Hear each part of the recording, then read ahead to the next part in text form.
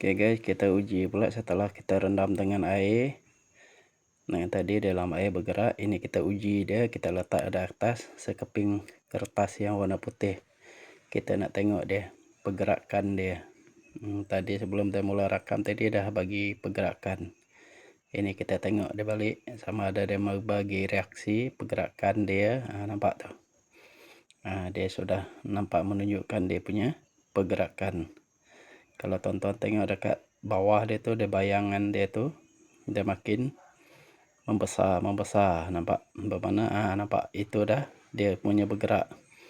Saya gabungkan bulu perindu asli dengan cenuai bulu perindu, kan?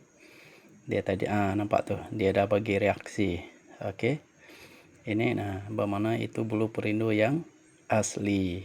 Okey guys, nampak dia dah bagi pergerakan.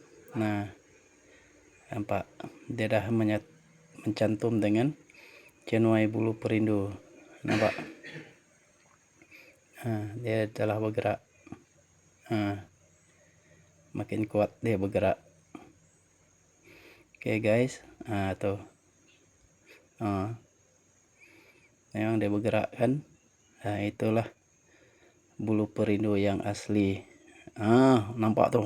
Nampak dia pergi kat sebelah pula. Tuh. Dia pergi menyatu kepada yang satu tu lagi. Tadi dia pergi kat situ. Ini baru dia menunjukkan dia punya reaksi. Nampak?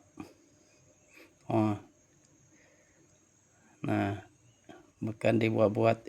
Nampak dia punya pergerakan. Mula tadi dia pergi lekat dekat sebelah. Yang ni dia pergi lagi lekat dekat yang sebelah tu.